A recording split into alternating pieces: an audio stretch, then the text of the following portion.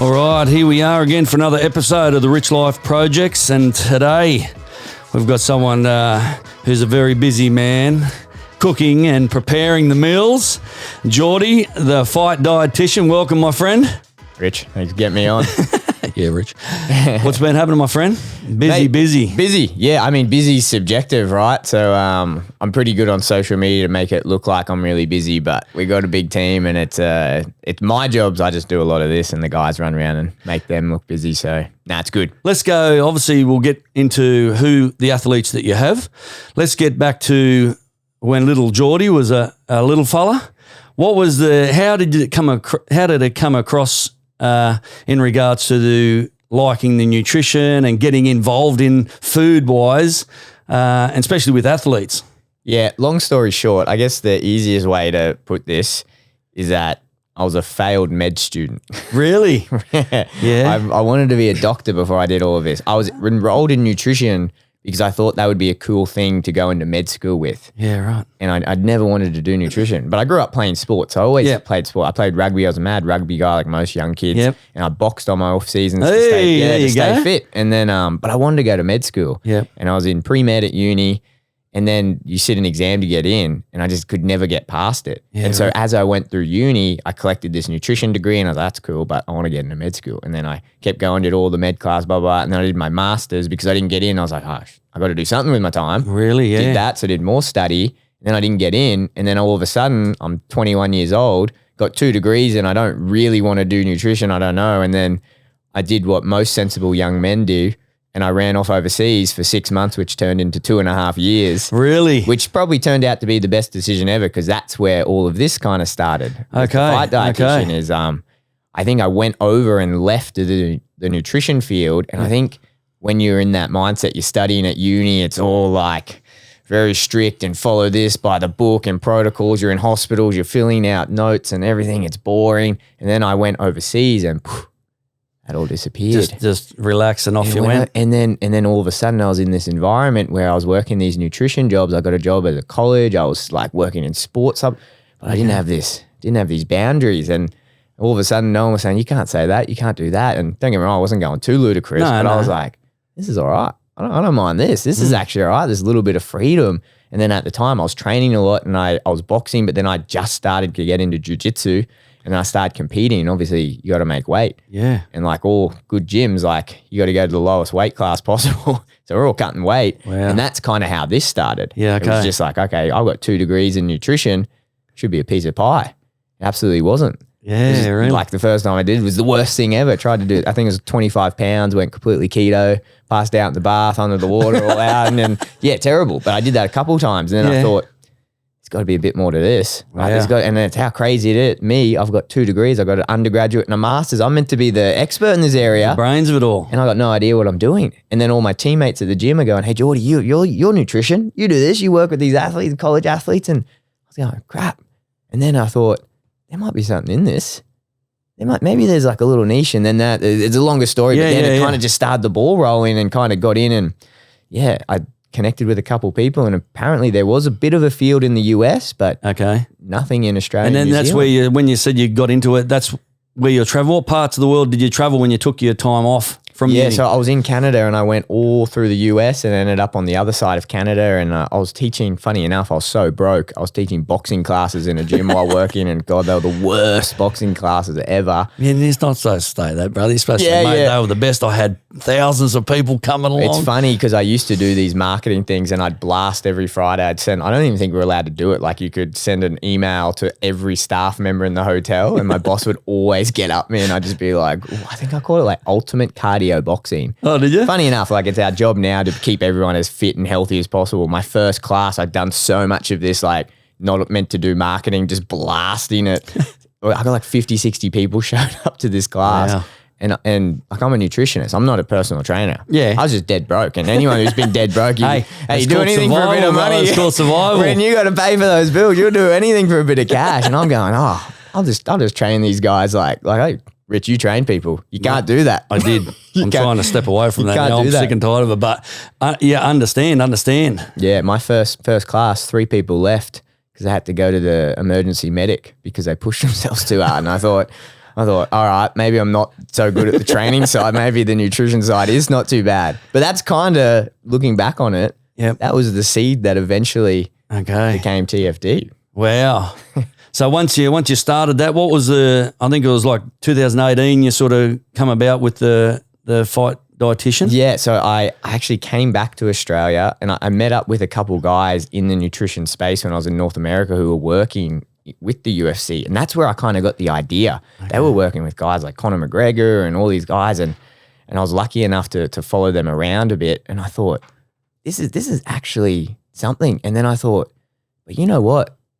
Not that they weren't educated, they were good at what they did. But I thought, man, those 2 useless degrees that I got that I absolutely hated up until this point are now very useful, because there's lots of things I'm seeing that they're doing that I know could be done better because I know the science. And I thought, you know what? This is a weird thing because I don't think in Australia anyone's really doing this. No. And then I went back and funny enough, my fiance now, we had just started dating. And kudos to her for sticking around because I was going to say, because all the traveling and all this traveling now, you're like, I was going to say, are you actually married? Like, well, this was my pitch for her when we got back to Oz. I went, hey, I got this great idea. I don't even know if this field exists. If you stick with me, we'll make money in 20 years. Don't worry, we'll be dead broke for a couple years and you'll leave your very comfy life in Canada where you get to ski every, ski season. Come live with me with my crappy apartment and blah, blah, blah.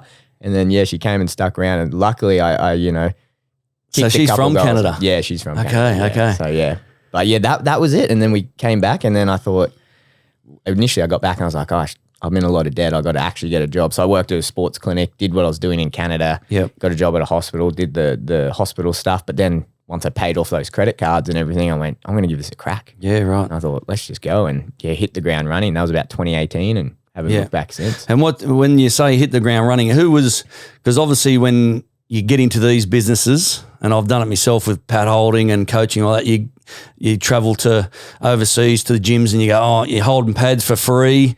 When you hit the ground running, who was the first sort of notable client, you could say? First notable one was Ben Nguyen. Ben 10 MMA. That's right, Ben. Yes. Because he's from Brisbane, where I'm from. That's right. Oh, okay. And I remember leaving Vegas before I came back home. I was over there again checking out, like seeing what these American guys are doing. And Ben messaged me. He's like, "Oh man, that's really cool. Like, are you from Oz?" And I was like, "Yeah, I'm from Brisbane." And he just said, "Oh, I'm from Brisbane. We should catch up." And just went and ended up got a coffee with him and chatted. And I got along with him really. I still chat to Ben. These days, No, he's a great dude. He's a great dude. Yeah, but Ben 10 and it kind of, funny enough, it's funny how this comes full circle. I went to a fight card with him and I met Tyson Pedro. Yep. And then ended up working with him. And that's at that same fight card is where I met Eugene, Kai, Ash. Okay, because I was always wondering, where you make these connections. Yeah, and it was at that fight card. And then funny enough, Kai, his nutritionist that he was working with at the time, Kai's opponent, I think he was meant to fight Ashkan or someone, one of the Mokatarians, and they got injured or something and they pulled out and they flew in someone from the US. It happened to be Kai's nutritionist's best friend from high school or something. Okay. And so his nutritionist was like, oh, hey, I'm working with this. And Kai was a bit like, not too cool with that. And I knew this guy and he goes, oh, well, Geordie's here. He's working with like Ben and Tyson. He knows what he's doing. And then so I jumped in with Kai. I didn't even really know who Kai was, if I'm being honest. But I just got along with him. We were cutting weight and having a chat. And I was like, this guy's really cool. And made weight. And then after the fight, went to dinner and met the team, not really knowing who the guy, like I knew if you're in the scene, you know that's who right, they are, that's but right. like kind of chatting to him. And we just got along. And then I guess that's kind of the what really kicked it off. Yeah, really kicked it off. The flame under the balloon and shot it up. Yeah, and I suppose when you're spending that much time in at the events and then you're crossing paths with other people, they're going, what do you do or who are you? And then Tyson or Eugene go, no, that's our nutritionist. Then obviously the connections are made. So is that now you're doing, obviously you got staff under you. How many athletes on the books would you say you've got? Jeez. There's a big question, huh? There's a few. I mean, over the years, we would have gone through thousands of athletes. It's busy. Yeah. I'm looking, though you guys can't see Jack behind the camera, but he hasn't slept properly in 5 years. So Everyone says I'm the busiest man. I in this was game. going to say that. I was going to say, damn, that dude looks old. But no. Everyone when they meet him, they go, "Geez, have you slept?" Man, is that Not your for father? 4 years. Or is that- Yeah, not for 4 years. Yeah, we've got quite a lot. But Yeah. but again, it's like you said, everyone just talks, right? Social media is a crazy thing. It is. But word of mouth, I think, especially in an industry as niche and small as ours. Yep. Word of mouth. That's spreads like probably wildfire. the best promotional side of things is word of mouth. Yeah. Social media, as you know, everyone can post up something and everyone goes, wow, that looks sensational. Behind the scenes, it's probably dog shit. Yeah. But when you're doing your content like you're doing, because I see on the socials you're doing your educational thing, telling other nutritionists they're dog shit, a few other things outspoken, but I love it.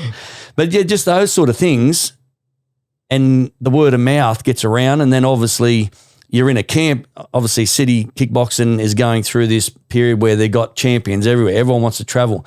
Same as I've said, I think, to a few other people on different podcasts, is Jackson Winklejohn went through the same. They were sort of like the in place 10 years ago where, man, St. Pierre, everyone was there because that was the fighters gym when Greg Jackson was there, Winklejohn, all that. And now it's gone, all the champions are starting to retire.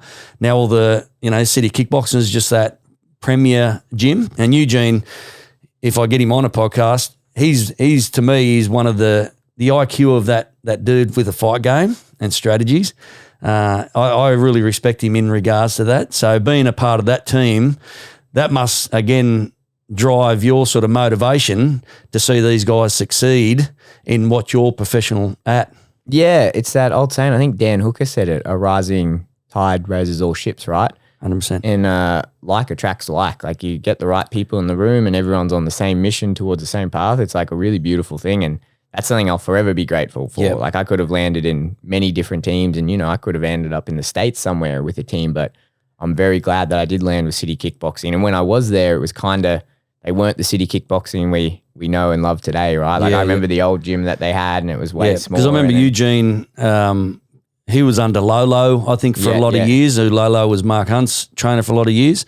And then Eugene went out on his own. And I think even Eugene had some fights. When I was reading back, he had some fights back in his day too. But his coaching, just the IQ of that guy is, and when you get guys like that who are leaders, and then you get the other trainers who are, and I think Mike and I think Doug Viney, they've been around Eugene for a lot of years. Because obviously being an old bastard like me, I've been in the game for like 25 years. So seeing those guys progress, but just have that, as you say, that community. And when you get the trust, especially when it comes to food, is probably a big thing. Because if you're giving them food and they're not making weight and something's going wrong, then obviously you're not going to spend too much time there. You're going to be probably out the back door. But that must be very important and motivating for you when you get these guys on weight, and especially the big names that you have. Yeah, absolutely. And I think more so than anything, like I love working with the guys for a lot of reasons, but like I said, when I started this way back in the day, like I had 2 degrees and I didn't know what I was doing. So like what hope does everyone else have? Like good luck trying to make weight safely. And that was a big goal of ours, is I want to try and get this message out to as many people as possible. My first biggest goal was by 2 years' time, I want TFD to have touched every gym in Australia and New Zealand and had a positive impact. Yep. And I think working with the Israel Adesanyas, the Alexander Volkanovskis, Kai Kara France, it's good and it does validate that, we're doing something right. But more importantly, it puts us on that podium where these guys can shout that message out. Like I can say it as much as I want. 100%. But if Alex and Israel say it, a lot more people hear it. So that's that's lots of good reasons, again, to work with these guys. Yep. That's by far the thing that I value the most about. And I'm most appreciative of them is that they get to send our message all around the world. Yeah. And obviously your brand building up and so forth. What's the when you're first starting off, the trials and tribulations of, some stories where you thought, we're on weight, we're doing things. Has anything gone wrong? Obviously everything goes wrong at some stage, but is there one moment that you went, fuck, what happened? What's going on? There's a few, eh? I'm just we only need one. Which one do we disclose? Don't go down to we've had a couple. Like, I mean, we kind of have a saying like, if fight week's going right, that means fight week's going wrong, because everything should go wrong in fight week. You can plan ahead, but it's always weird. I think the best one And I think we've seen this recently with the UFC is the scales, right? We Yeah. call it the scales game. It's something we openly discuss. But I've had so many times with athletes where you calibrate a scale and then something happens and then you get on weight, you think you're on weight, and then it's, you know, you're meant to weigh in at 9 a.m. and you got the 2 hours or whatever, and you go down at 8:50 or 8:59, they jump on, they go, hey, crap, we stuffed up and we still got 2 pounds to go. And then it's like, oh my God, we got 2 pounds to get this, and you're running the maths in your head. And, you know, I've taken guys down, hard cutoff at 11 a.m. and I've run down at 10:59 a.m. with these guys just on weight, and like we didn't have time to check on the check scale, and then you put them on. And so that must be the old heartbeat going fast. Yeah. You can do all the breathing exercise you want in that situation, and slowing that Wim guy Hof down. comes into it. But I've had some crazy ones, especially like back in the day before I had all the guys with me helping me out. Like I remember one card, I was still cutting weight. We used to do these crazy ones where I would be in the sauna, because it was a big thing for us that we wanted to be with the athletes. I think that was something that in the industry, the coaches would kind of take over, but we always said, no, we want to be in with them to take them through that process, show them how to do it better, which that's probably why Jack looked like he's 50, you know, like 100%. We spent so much time. Wish we could put the camera on him. But and I think one I think it was a Melbourne fight card years ago. Like we did 24 hours straight of just back-to-back cuts with like 12 athletes or something. I remember I was like in between all of that. I think it was Pedro or one of the bigger boys who wasn't cutting that much, and he wanted breakfast before, and I was like in this delirious. Sure, it wasn't like Thai. You might have been Thai. Maybe. He doesn't mind a bit of food, that's for sure. But I was in this delirious, dehydrated state, and then they're blowing up my phone, going, "Hey, bro, can I get some food?" And I went, "Yeah, for sure." And I remember running back to the room, kind of being like, "What can I mix him up? I've got to get back to this room." And I remember just going, cutting, going, "Okay, like what can I do? I need to get this going." And I went, "Oh."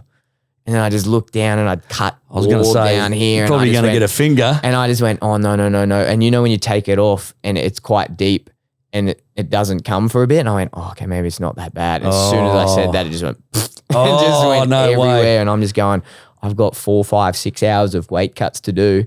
And then I was like, oh, shit. And then I'm cooking Tyson's food, so I'm wrapping this thing up, and then whoever's food it was made this dish and like trying not to get blood on it, dropped him off, ran into this other room, text someone else, hey, can you set this room up and get this ready? I remember going into that room doing this weight cut, and I managed to, I don't know, I should ask this guy if he ever noticed. In my mind, he didn't notice, but I was delirious, who knows? But I remember when he left the room, I went back in to clean it up, and it looked like Texas Chainsaw Massacre. Really? Like it was so bad. There was blood everywhere. And I remember having this big talk with his coach, him saying he was very skeptical at the time, being like, oh, like, who's this guy? Should we let him in the weight cut room? I don't know what's going on. Yep. And then he stayed out and he came in afterwards to like check in, and he just looked at me, and I remember he just looked in the room and there's just towels everywhere, steaming, just blood all over the room in his face. I'll never forget. He just looked at me and just shook his head, turned around and walked off. I went, I'm never working with these guys again. But I did. I ended up working with them for years.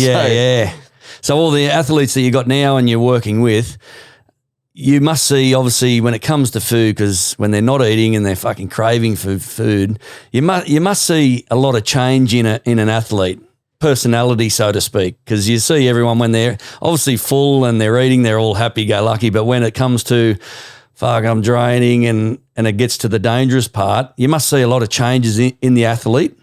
Do you think, what's your thoughts on this cutting weight?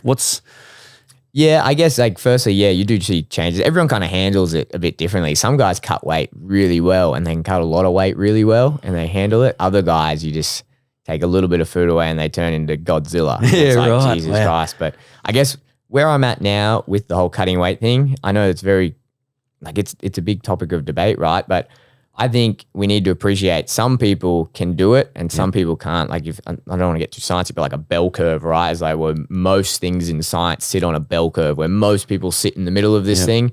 And then there's always like these outliers down here. And I think through professional sport at the UFC and like the guys we work with, you're probably dealing with those outliers down here, right? Like just through years of training, there's a filtering system and we've ended up with these guys. But unfortunately, a lot of the guys in the middle watch what we do and watch these guys and then think, hey, I could probably cut weight like Alex Volkanovski or Israel Adesanya. And you go, you probably can't. Yeah. Because you're probably that person. And I think when it comes to cutting weight, you need to have the skill set and the ability to be able to identify that and be able to identify the people up here where it's like, okay, you can lose a pretty good amount of weight and not turn into Godzilla. You'll probably, I'll cut your calories by 300 and you'll turn into an absolute prick. I'm not dealing with you. Yeah, but you right. need to be able to assess that. I think the assessment part of it, like cutting weight, you can do safely. There is a safe way to do it. And I think we've proven that. Yep. But you need to know how to apply all the science to the individual, because for some people, if you're on the other end of that, it can be really dangerous. You don't even have to cut lots of weight and it can be really dangerous. So that assessment and being able to figure out who is in which category and being able to say yes, no, and maybe, and then no, this way, that way is really, really important. Yeah. I think that's what trips a lot of people up is they see these guys down here, but realistically they're here. Yeah, right. And when it gets to that weight cutting, because it's such a big issue, and what's some of the damage? I mean, you're getting, if young fighters or people are listening and watching this, what's some of the ramifications of if you're not cutting weight properly? And, because some people go, as you said, I'm going to cut like Alex or Israel and I'm going to try and just do it myself, but just try and copy what they're doing and they do it wrong. What's, some of the ramifications on that? What's sort of in the body wise? What can actually happen? I wish we had a camera we could turn it to Jack and say he spends a lot of time in the sauna. Look, he's going to poor look old like Jack, yeah, mate. He's copping it. He's copping it, but no, it's bad. Obviously death, but yeah, and people can die, and people have died. And the crazy thing now is that combat sports is a big thing, and whenever there's a lot of eyes on it, the sports science always lags behind the sport. Yep. And now the sports science is coming into combat sports, so we're seeing all these nerdy guys in the lab actually taking people, not doing full-blown weight cuts, but even just doing parts of it, and we're seeing what's happening in their body. Yeah. We're seeing the damage that it can do to your kidneys long-term. We're seeing the damage it can do to your liver. It's seeing the damage that it can take fluid out of your brain. Fuck. And there's a lot of things that can go pretty bad. We see hormones just drop, liver function, kidney function, all of those things when you're going down and you're pushing those extreme physiological limits. Yeah. It's not a good thing for your body. And then you think, these guys are doing this before they lock a cage, jump in a ring, go on a mat. That's probably the scariest thing, isn't it? Beat the shit out of each other. Like, I think it's crazy that as a prerequisite to the most dangerous sport on planet Earth, you do something that's questionably more dangerous than the sport itself. Yeah, that's a good point. That's a good point. Well, and especially when they drop all that weight, they're really not. And then you see, like, because I remember when Rob Whittaker was fighting at a very light weight, and he was like, "Yeah, no, I'm gonna," because everyone, when I was going around and especially traveling around, you'd always see the athletes trying to lose as much weight, thinking in their head that that's going to give them the advantage, because they're going to fight someone, and when they pack all the weight back on, then they've got the advantage of being bigger. But obviously, people like yourself are proving that you can do the weight cut properly. Getting to that stage, you still get down to the weight you want and still have those advantages. Do you still see other athletes that are not with you still going through that stage where they're trying to get as light as possible, thinking in their head that they're going to get the advantage over the next person? Yeah, for sure. Like, you see it all the time. I think we almost get boxed in where we are because I think we've got such a good presence in Australia and New Zealand. And I think I've somewhat thought sometimes and been like, oh, we're really changing this. And to an extent, I think we are in our little corner of the world. But then I'll fly to somewhere in the world and I'll see people, and I'm not singling out, but you see some Chinese athletes, Russian athletes that just, again, the sports science hasn't caught up in those parts of the world. Yeah, really. And they're doing crazy things to their body. That, they're in the sweatsuits and they're running and days on end, but 5 days before they're cutting out all water and doing like a water taper and just absolutely slaughtering their body. And again, they're doing all of this before they get in a cage or a ring or whatever to go fight another human. And it's just, as far as the science is going and as much as we're learning about how to do this better and, how to get much more of a performance benefit from doing this properly, there is still, the reality is there's so much of it still happening that's bad. And that's really just down to education. Yep. And that's obviously, are you looking at, in the future, obviously you got such a busy schedule with what you're doing hands-on.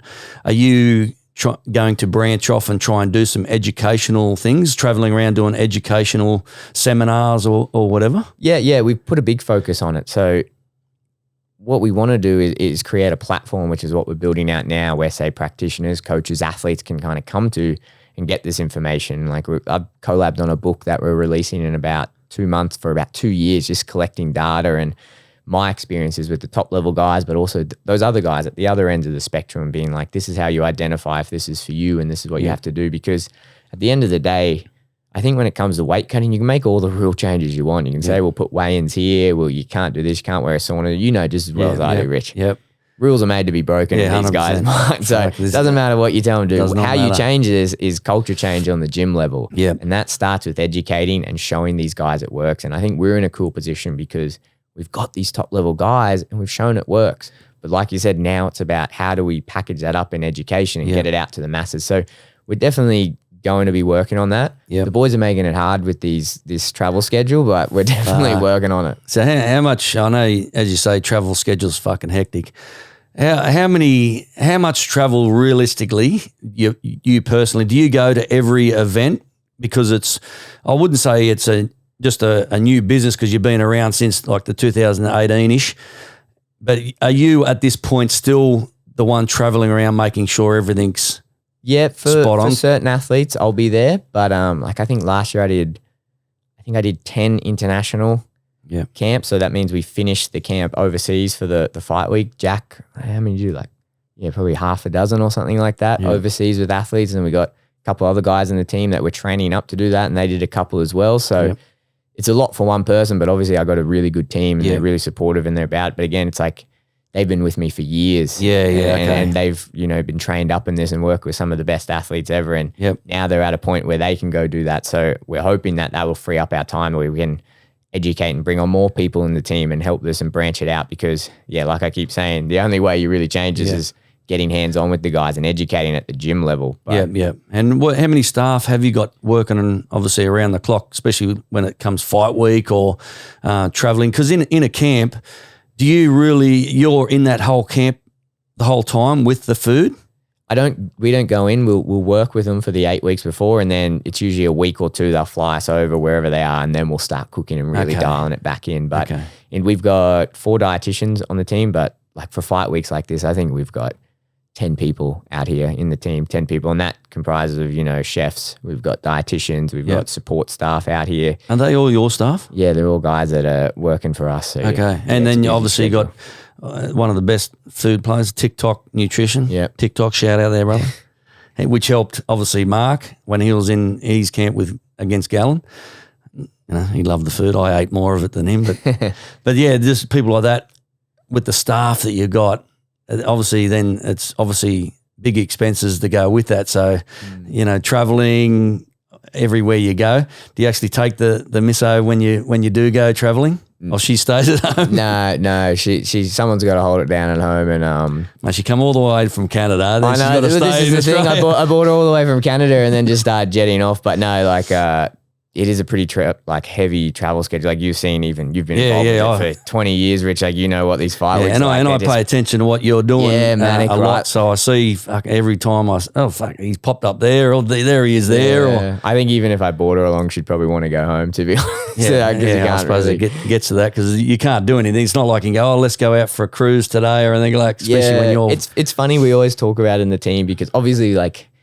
We're bagging social media earlier but you have to do it, right? Like it's dead right. We have to do it, and that's why we've got the videographers with us. Yep. But it's funny the lens that you show the world and you show everyone the cool side of it, but they don't show us, getting up at 4 a.m. every morning and then to be there for the breakfast drop off, and then we're all training. We've all guys training ourselves, so we're doing 2-3 hours of training a day. And then we're getting in for the lunch thing, and then we're staying up late till, do dinners at 8-9 o'clock, and you're operating on 3-4 hours sleep. And we're doing, other things. We've got other people involved in our business that we need to go cater to. So we're off doing meetings and client calls and everything else.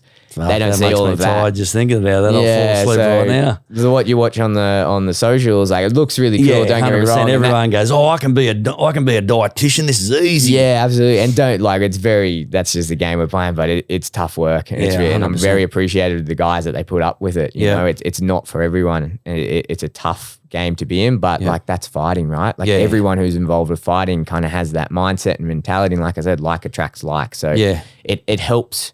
knowing that, it's tough for us, but what are the athletes going through? Yeah, it's nothing compared to them, yeah, right? Definitely. So you're doing obviously the Australian sort of market with the fighters and the New Zealand that you see your logo popping up everywhere. So that's a good thing that everyone's sort of getting behind that. What overseas wise, what sort of clients at the moment, fighters, athletes that you got overseas? Yeah, we've actually got a lot of international. I think Jack was saying that he was, I can't remember where he said he was in the world, but he had this group, was it from Sweden or something? A group of athletes from Sweden or something, Dutch or something, came up to him and they go, oh, TFD, I really love that podcast. Those guys are, they're great. I actually used a lot of that info to help me cutting weight. And it's funny how often that happens. I've had people from Germany. I've had people from all across Asia. I think Jack was just out in Phuket and did a seminar, and all these people from it, and we didn't realize how much of a presence we had over there. And North America, quite a lot, which is cool. But again, it's the beauty of being online. And again, we're bragging social media, but that's how you get this mass reach, right? So, double-edged sword, lots of combat athletes from overseas. But to be honest, Rich, we get a lot of athletes now. I personally, I think combat sports, when we're talking in terms of performance nutrition, is the most difficult puzzle to solve in all of nutrition science. Yeah. And the cool thing that I've learned from solving that puzzle is that you can apply that to different sports. And I'm not discrediting different sports. Don't get me wrong. They're all tough in their own way. But making weight is one of the most intricately difficult things you can do. And once you do that, you can apply those principles to so many other different sports. And because not many people do this and see that insight, we're finding that we're getting more and more athletes, NRL, AFL, we're getting a lot of endurance runners, we're getting sailors, jockeys, all of these different guys coming to us because we have these really cool insights from here and they apply really well across to all these different sports. So we're finding more and more that it's not just this combat sports nutrition machine we've built. There's really this big performance nutrition beast at a whole. Yeah, right. And have you got as you say, you're growing the business. Where are you actually based at? Still in Brisbane? Yeah, so I'm based in Brisbane. So there was a little bit of strategy behind this. We tried to pocket people all around Australia just so we can go. So Jack's based in Melbourne, looks after a lot of the guys down there. We've got someone on the Gold Coast. I've never seen him down there. I'm running Melbourne at the moment, so I've never seen you there, brother. I've never got a meal either, so I don't know what's going. As you can see, I'll probably need some cutting weight. Yeah. But then we've got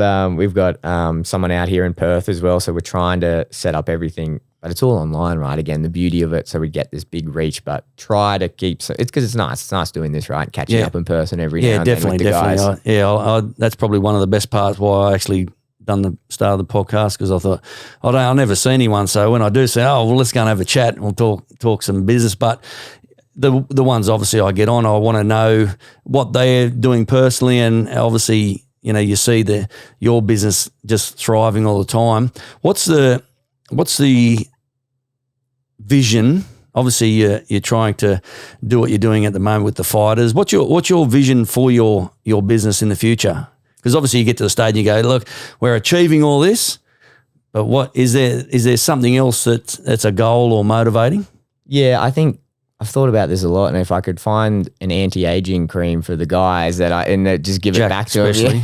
No, we're giving him a lot, but you know what, to be honest, Rich, I think what I'm realizing now is that the more sports we get involved with, it's not just fighters that go through this with all these problems, right? And the more that we're involved with these other sports, we're realizing that, there's a lot of issues there that we could probably help solve. If we've done this in the amount of time that we've done in the combat community, like what could we do if we branch this out to other sports? And that's a big focus of ours. And we had a big meeting at the end of last year, big strategic meeting over the next 24 months. And that's a big thing, is that, we want to be the best sports nutrition, performance nutrition company across Australia and New Zealand and take it worldwide, because I really do believe that our team has a skill set that no one else in the country has. And we've done things with legit top level athletes that have never been done before we put these principles into play.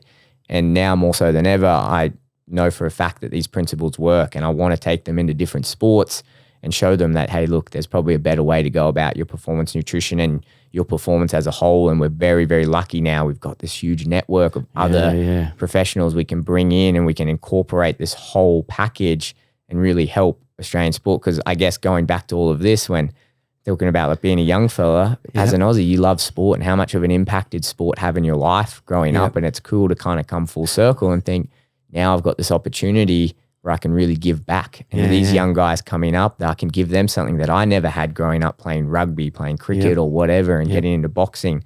I want to be able to offer them the experience and the knowledge and the expertise that was never available for me. Yeah, and that must be motivating to you, and obviously keeps you motivated all the time when you're at that stage where you're like, I'm actually making a massive impact in top level sport, especially where you come from and you had thoughts and you hated nutrition at one stage, and next minute you're one of the leading companies, persons who is making a difference in sport today. That must be a bit of a buzz sometimes when you do get to stop and see the results. You must go, fuck, I'm doing some good stuff. It's funny, me and Jack were just talking about this in the car as we were dropping off something, and he kind of said, he's like, we need to sit back and have a bit of a reflection, because remember 4 years ago when we were doing this, how chaotic that was, and then looking at what this fight week looks like. And like, don't get me wrong, me and Jack are working hard, but we're not 100%. Working nearly as hard as what we did back then. We used to be crazy. And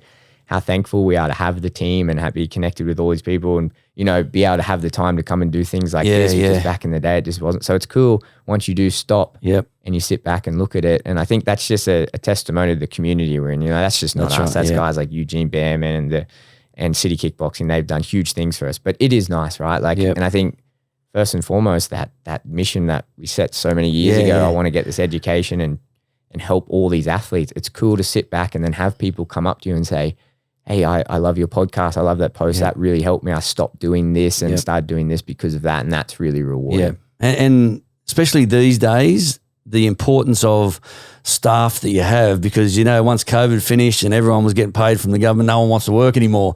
So to have the loyalty, as you say, of Jack and other crew, that's probably a most important part as well. The loyalty and the, I suppose, the commitment of your guys that you've been around for a lot of years, which makes a massive difference to your business, doesn't it? Oh, massively. It's like, it's just as much their business as it is mine. Like, I couldn't have done it. Like, I wouldn't have been able to do any of this without Jack. It's just as much his. Same with all the other guys on the team. It's just, it's impossible to do. Yeah.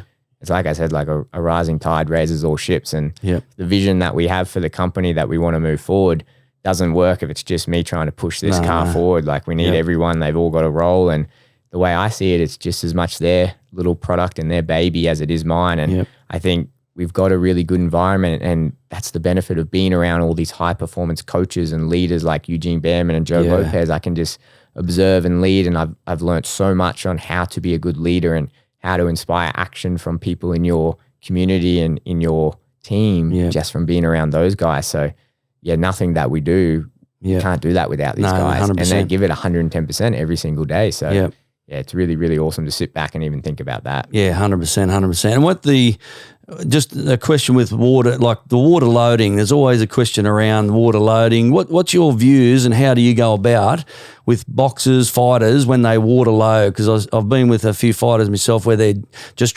guzzling water and water for 2 or 3 days straight. What's your thoughts on all that? Because I don't know, I've never known the answer, but I've always been intrigued to ask someone who actually knows. I don't know if I've got the best answer. I guess from my experiences, you're probably drinking too much. Yeah. Most people and even anyone, any size, they just generic go 8 liters, which is a bit random, I think. Yeah.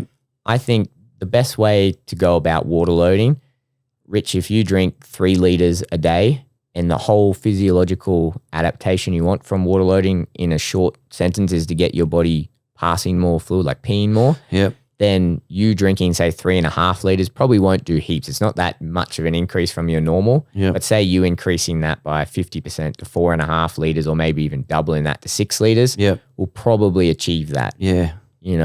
That's where I think a lot of people trip up is, say, Rich, you drink 1 liter during the day and then fight week rolls around and then you go, I want to go 8 liters. And that's, such a dramatic increase. If I'd done that, brother, I tell you, I would be pissing all the time.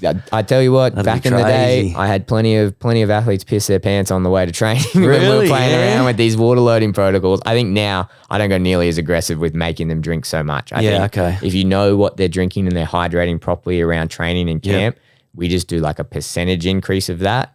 Because in theory, the physiology that we think happens, you don't have to go crazy. You just have to increase it by a certain percentage and then reduce it down. And it's far less stressful. Yeah. I've done it. Like I've done water loading a lot and it's horrible. Like I've I don't know if I say this, like I've recorded a podcast myself and pissed my pants. Because I can't get out of it. And I'm like, oh, this is the dumbest thing to book in when I'm getting ready for a comp on Saturday. So yeah, it's rough, but that was like the old school. And you would have seen it, Rich. Like, let's just drink 8 liters for 10 days. And you go, oh, yeah, why not? Yeah. Oh, these days I'm too old these days, bro. I drank a little bit of water. Fuck, toilet boys, sorry about that. But yeah, I get what you mean. Have you been across any nutritionists or dietitians that you've come across when you're with an athlete and then you see them working and think to yourself, what the fuck are they doing?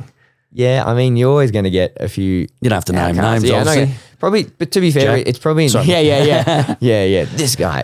Probably not the nutritionist. To be fair, if they're getting in this space, like the UFC PI are really good and they release a lot of free information. So there's a lot there. And then, not sound like a wank job, but like a lot of them will probably follow us and just copy what we do. 100%, which is great. And why wouldn't you? Yeah, it means they're doing something right. So if you see it, there's a funny, like me and Jack were talking about this, funny when you see other people around, you're like, that's doing it. It's like, isn't that cool that this message is getting out and they're doing it? Yeah.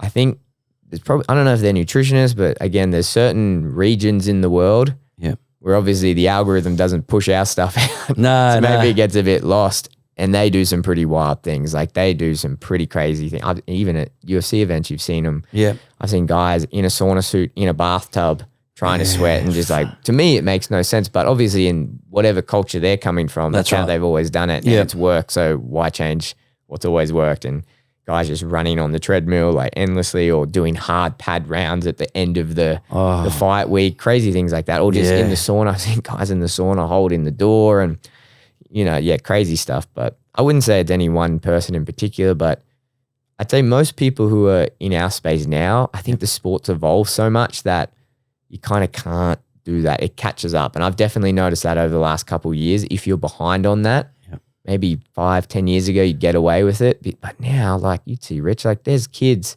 10 years old. By the time they're 20, they've got 12, 13 years experience. That's like almost master level 100%. At MMA. Yeah. And so their skill level is so huge. Yep. So then they get their nutrition right, strength conditioning, recovery, and you've got this 22-year-old kid who's just an absolute weapon.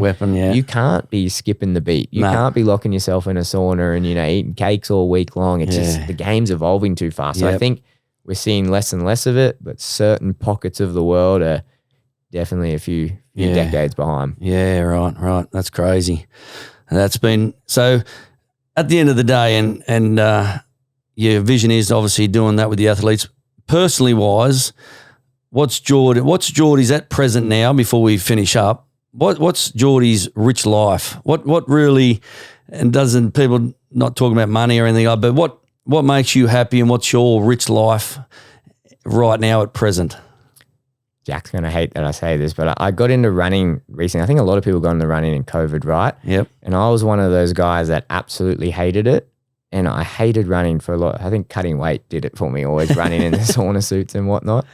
But I think running gave me a platform where I learned to breathe properly. Okay. And it gave me a lot of time to think in my own mind. Yep. And I think over the last couple of years where like the business and my life and everything has been quite chaotic, that's giving me a platform and a space where I can control the madness. And that's just my space. And I think that time period when I'm out running in the trails or, early morning when no one's around, the running's fine, but it's more that space where it's quiet and you can sit with yourself. I think that's where I find myself being most happy. And like most people, like you said, you can have all the money in the world and all of this, but really means nothing in the bigger picture of it all. And I think those moments when I'm out there running and you're controlling your breath and everything's quiet and, there's the stars in the night and you hear the birds chirping and it's just you and your own thoughts and you really sort a lot of things out and you find it in yourself. I think doing that and the ability to learn how to do that and reflect on things